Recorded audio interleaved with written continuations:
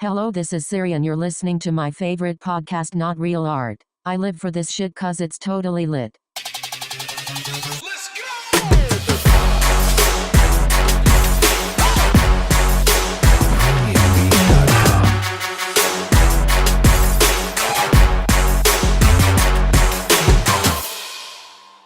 Not Real Art, the podcast. Man one, right here in the house with Mr. X. still Mr. X. Still Mr. X. You know, X marks the spot, my friend. X is where the treasure's at. Yeah.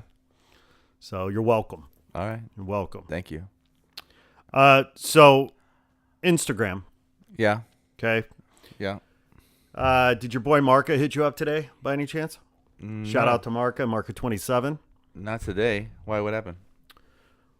So we got to talk about this. He sent me a DM, and the message said, "Culture Vulture at its best. I was waiting for the make a clean getaway hashtag.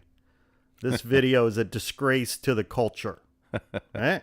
All right. So he sends me this link to Klops Rodriguez posted it. So, you know, shout out to Klops, but I guess Klops had sent it to him. Yeah. But Windex, have you seen this? No, send it to me, or let me see it. Well, it's sort of hard to. I guess I should have. We should have looked at this, but here's Hey, the. just throw it.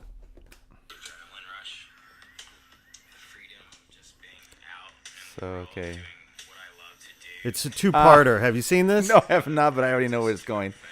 This fucking guy is tagging with the fucking Windex bottle. I'm assuming. With the window cleaner, with the window Windex cleaner. It's something worth really Get And the it's fuck out of here. dismiss it as vandalism. Wow.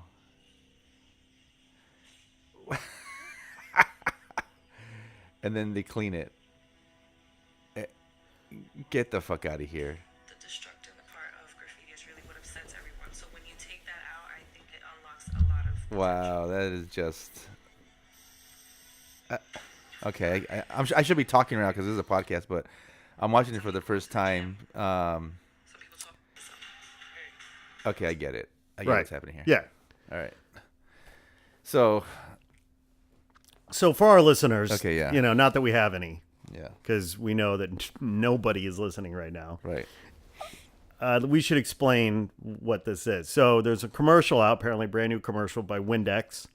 And Yeah. the concept behind it is that you have these two so-called graffiti taggers with the voiceover talking about how graffiti is therapy, and they've just got to get out and get up. And there's the imagery of them with their bandanas. It's a guy and a girl. guy and a girl with bandanas. and sunglasses. Yeah. You know, sort of maybe hoodies. Yeah, And they're tagging this what looks like white spray paint. right. And they're talking about fat cap tags and all this. And But they're tagging on and- windows. And tagging on the windows and in the daytime as In the well. daytime, yeah. At night and the day. So Yeah. you're like, what the fuck? Yeah. And the reveal, of course, is that they're using Windex window cleaner Yeah. to do their throw up tag. And then she's doing the tagging. And then the guy comes through with the rag and cleans Cleans it off. Cleans it off. Yeah. And you have people inside the buildings looking out, like first they're in Like, shock, Oh no. and then they start vandalism. smiling when they realize They're cleaning the the windows. windows. Ah, fuck. That's just terrible. You know what's terrible about it is that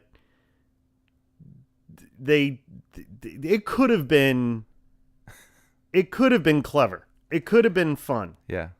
Yeah. but they had to attach it to graffiti and the culture, Right. which is they should have done it almost like you know, as a prank, like they like Yeah. Do a prank. do a prank and it's a joke, Yeah. not trying to be some serious Yeah. Exactly. conversation. Right. Right. Excuse me. I should turn that off. Yeah. Don't sink it to your. There you go. So, fascinating. It's just shitty marketing. So who are they selling this product to? That's what I'm thinking about. So who's supposed to watch this commercial and be like, you know what? Let me go get some Windex. Great question. Who's their primary target? don't know.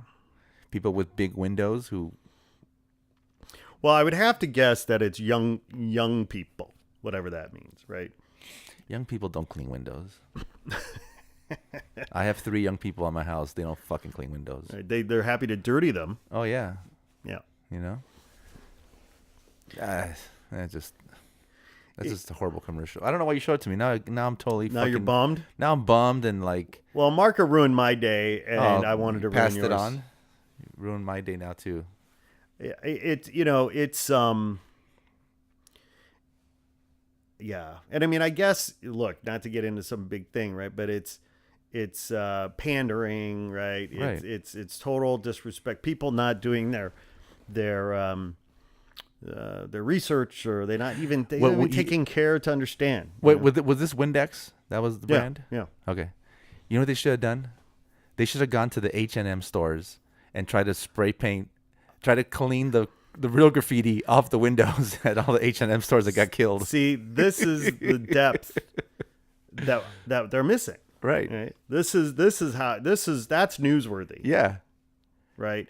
They're just gonna get, just like H&M got blasted. Right. For, hijacking culture. Revokes artwork. Yeah. Stealing Revokes artwork. Right. This brand is falling into that same trap of just, not having respect, not doing their homework, not understanding, like, okay, if I really am trying to reach young people. This is like visual gentrification. This commercial. Yeah, if they had positioned it as street artists doing a street art performance as a way of as a prank, right? Yeah. Okay, they would have had something. Sure. Funny, but to act like these are graffiti artists, getting up and doing vandalism and also reinforcing the negative connotations of graffiti as vandalism, that's right. Horrible, Yeah. I don't know, man. These things just make me scratch my head and go, what the fuck? And it wasn't cheap to film that. Oh no, I mean, and it's the whole campaign. Yeah. So, people sat around a fucking table, talked about it, talked about different ideas, and this is where they ended up. Right. And this is what they decided to spend money on. Right. Some people talk to it. So, I mean, it's, I don't know. Whatever. Yeah, Windex, fuck you.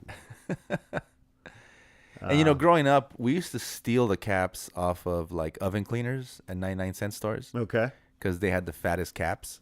Oh, okay. So we would steal them. Because back in the day, you couldn't go into a store to buy caps. You couldn't order them online.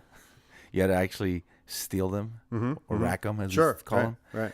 So we'd rack oven cleaner. Wait, so you'd take the whole can? You just wouldn't take the caps. You just take the caps. You take the caps. You walk in the store, you pop the caps. Exactly. And you walk out. Right.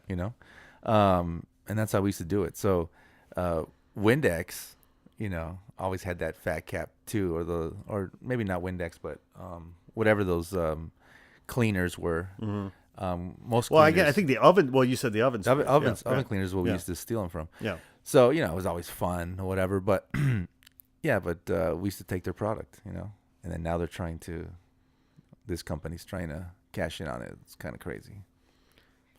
Well, caps have come a long way. Yeah, absolutely. The whole technology behind graffiti has come a long way. Yeah. So what's been the biggest innovation in your career? The biggest, like, if you had to pick one. I think it's the actual paint. I think the game changer in graffiti is when, paint was all of a sudden being created by and marketed to graffiti artists.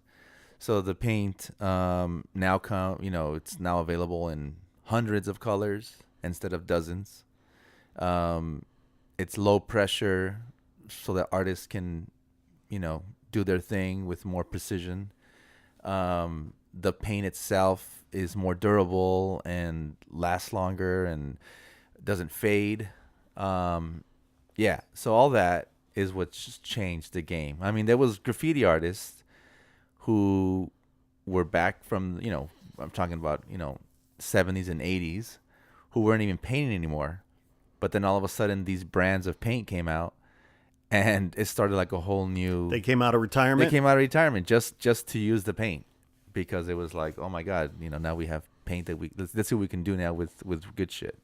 So it's sort of like the historical equivalent of like the horse and buggy compared to the Model T. Like, I mean, you went from like having to ride a horse to actually being able to drive and have an engine. You could get somewhere. Yeah, I used to tell people that painting with Krylon and with Rustos and all that back in the day, that was like using crayons to create fine art. Somehow we did it, but they were still crayons. Yeah, right. And now these are like fine oil paints that we get to create art with, And yeah, that's been a game changer. And obviously, along with the cans, people created new caps, new cap systems, valve systems, all that stuff. And it just goes on and on and on from there, Well, the technology aspect of the art form, is fascinating. Just as a, sort of outsider looking in. I mean, now it seems like you've got people, Revokes building these, devices that spray 6 or 7 or 8 cans at once. Right. You have people using drones, outfitting drones, and for with spray cans and tagging billboards at great heights. Well, here's the thing with graffiti artists. Graffiti artists are innovators, because graffiti artists are like, this is what I want to do. There's nothing out there in the market to do that. So guess what? I'm gonna make it. You know? Sure. I'll create it. I'll make it happen. So, for example, with the spray paint, right? But more than that, for example, markers, right? For a long time, we used to use markers, pilot markers or whatever, and we would start adding our own ink and make it juicier. And then people started changing the heads of the mops, adding socks, adding erasers, like chalkboard erasers, cut them up. I remember there was these mops that we used to make back in the day, where you took like a speed stick, right? Yeah. And then you filled it with ink, and you would put eraser. You'd cut up an eraser. Right. And then now you had a homemade. That's what we call them. They were homemades. Yeah. Right. Homemade markers. Well, think of that evolution. Because graffiti artists wanted runny, drippy markers, juicy markers, and that was just not available. It wasn't a thing. Yeah. It just was not on the market. Then you have someone like, for example, KR. Shout out to KR, who he not only became so good at creating markers, he decided to start an entire brand. Yep. Crink. Yep. KR Ink, right? Crink. Just think of that. Like, that's freaking genius, And now his markers, which back in the day were probably just like shoe polish mop tops, now he's selling them in these like all kinds of colorways, super nice designer, limited edition. You can buy it at at a high-end museum shop. Right. All the way to now you can get a Crink. By the way, his branding, his packaging is off the charts. It almost looks like cosmetics. It's like super high end, super beautiful, clean, super high end. Yeah. He's got this whole aesthetic. But now you can even get Crink fire extinguishers. Right. So just think of like, oh my god, like the level of innovation. Right. It's crazy. So two things. One is, at what point did the fire extinguisher thing happen? Who gets credit for that? I don't know who gets the actual credit for the fire extinguisher, but I'd say it was probably early 2000s when that started happening. Okay. All right. Well, so getting back to graffiti artists pursuit of innovation, right? Doesn't that really come from the need to get up and in places that were just inaccessible and unbelievable, and like trying to get that fame to say, look, no, I want to be up there, Right. and I don't know how the hell I'm going to get there, but I'm going to figure it out. Yeah. And then everybody, of course, can't believe they did it, whatever. But it's just the nature of the culture, the nature of the art form is driving this pursuit of innovation and ingenuity. Because the whole culture is about thinking outside the box. Yeah. Everything you do in graffiti is about thinking outside the box. Right. And so, your mainstream freaking person doesn't think about these things. Right. Like perfect example, just the fact of having graffiti on subway trains. All right. Someone thought of that, right? Created an entire culture around train graffiti. Okay. If you go to New York right now or any other major city, what do you see on trains? Ads. Right? Now, why is it okay that there's ads, right, for fucking whatever bullshit product, but it's not okay that there's cool art? Well, but that's not even where I thought you were going somewhere else with it.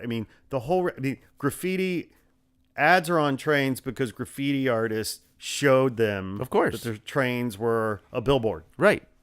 No, and that's what graffiti artists have done throughout time is innovate and Get up, show, get out, build their brands. It's like, you get up and show people, like I said, thinking outside the box, anything. I remember the first time that that they wrapped a bus in Los Angeles.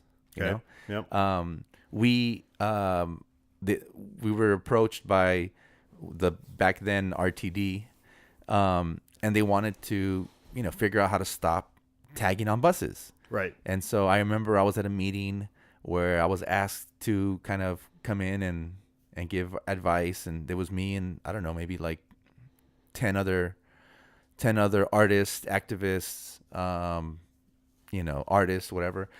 And we were talking about different things, and we came up with this idea about an art bus. And we said, what if you guys covered the entire bus like in vinyl or something, and let the artist paint it? And they told us they couldn't do that. They said it would be completely it just wouldn't work, and that they only had a percentage of the bus that could be used for advertising. You couldn't cover the entire bus because that went beyond the scope of what advertising was allowed on the bus. This isn't advertising. This is art. And so they couldn't do it. And so they said our idea was, thank you, but no thanks. And they moved on. A few months later, I'll never forget it, RoboCop. Remember RoboCop, the movie? I do. Came out with freaking wrapped, end-to-end, top-to-bottom wrapped buses with the RoboCop logo. Oh, I wonder where they got that idea from. Yeah, I'm sure they came up with it on their own. And so it's just this kind of stuff, and now it's common, right? You see, buses and any kind of motor transportation is wrapped, or there's logos on it, or advertising, but somehow that's accepted, Right. But if it's graffiti on there, then it's bad. It's negative. Even though that wouldn't have even been there in the first place if it wasn't for graffiti artists to have suggested it. Well, but this gets back to the bigger point about artists being the true innovators. Artists, as we've said before, pull rabbits out of hats. They see things that other people don't, right. that don't exist, and then they make it. Yeah. And Capital couldn't think itself out of a paper bag, and that's why Capital needs artists. Would Times Square exist without artists? Right. If you think about Times Square in New York, right, it's buildings, right? It's designed by architects, artists, aka artists. You have, of course, it's famous for its billboards and its advertising, which of course is, channeling artwork, photography, design that's created by designers and photographers and models, aka artists. Yeah. Obviously it took capital, it took money to build all that stuff.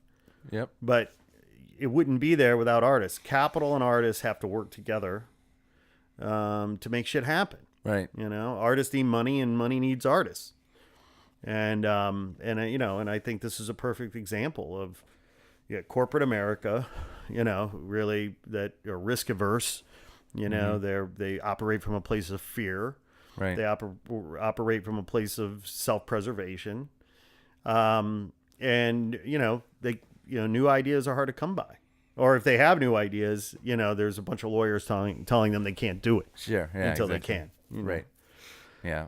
Well, my friend, we're out of time. Great hanging out. See you on the flip side. Not real art. Peace. Over and out. Peace out.